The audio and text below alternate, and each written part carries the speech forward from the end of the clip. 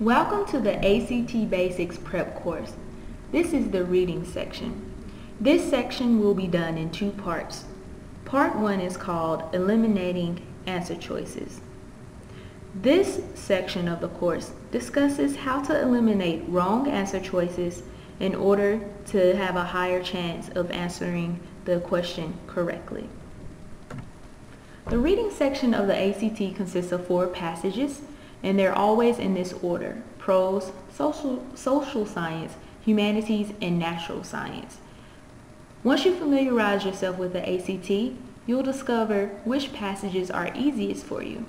Once you figure that out, you want to do the easiest passages first and save the difficult passages for last. Now, once you look at the passages, you want to make sure that you look at the questions first. We'll talk about that in more detail in the next section. But say, for instance, you don't understand a question. You want to put it in your own words, then look for an answer choice. Try to have an answer already, so when you look at the answer choices, you won't be confused or tricked by the ones that they have. Try to match your answer that you came up with before you looked at the answer choices with one of the answer choices.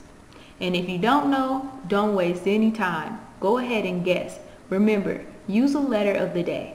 That will cause you to get a higher percentage of questions correct.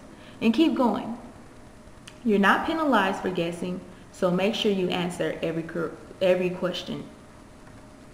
The first type of answer choice the ACT likes to use is called, are called, Deceptive Answers. Now, these answers are not the answer, but they use a part of the passage in the answer choice. Here's an example of a deceptive answer. Say, for instance, a passage or a sentence read, "I like catfish on Friday and chicken on Sunday." The question reads, based on the sentence, what does the character like to do? A. She likes to eat chicken and catfish on Friday. B. She enjoys eating a type of fish on the last weekday. C. She loves catfish every day. D. She enjoys an occasional side of coleslaw with her catfish. Which are distractors and can be eliminated? We know D can be eliminated because nothing was said about coleslaw.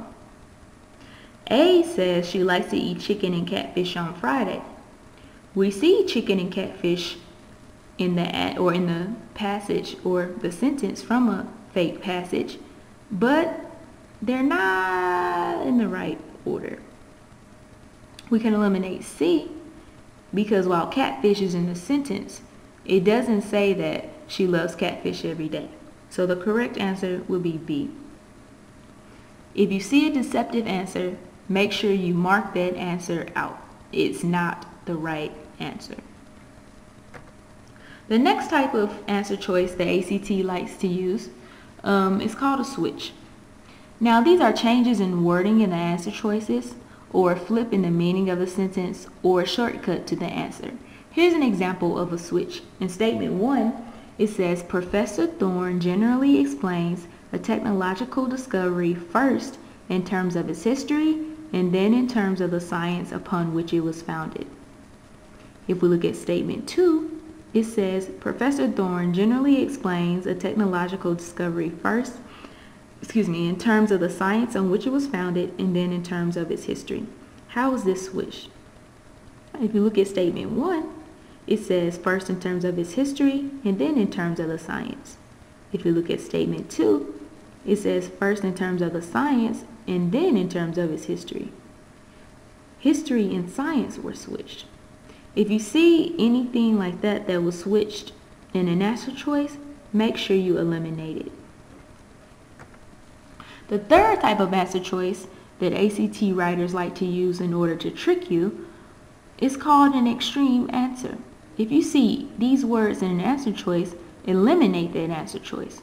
Words such as always, invariably, never, completely, perfectly, absolutely, all. These words are normally used in generalizations, and you want to avoid generalizations in your writing as well. Here are some examples of extremes. Gangsters always rob gas stations, or Americans are absolutely loud and aggressive.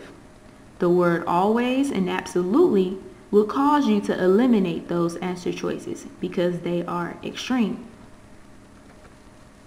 Here's an example from the ACT.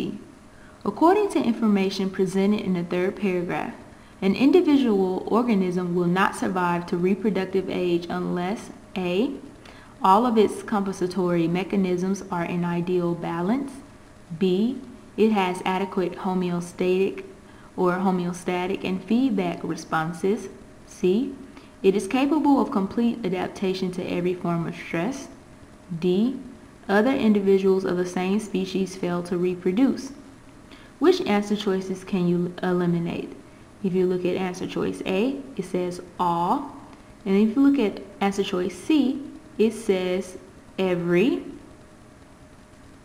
So you can eliminate those answer choices because they contain extreme words.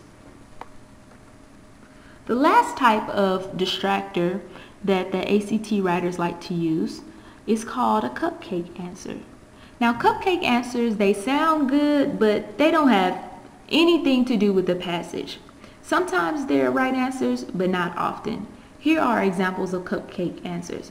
Unfortunately, racism is an inevitable evil. Or, structure is important, but it should not be imposed in such a way as to stifle creativity. Or how about this one? The Swedish government attempts to provide the same health care to all citizens regardless of wealth or age.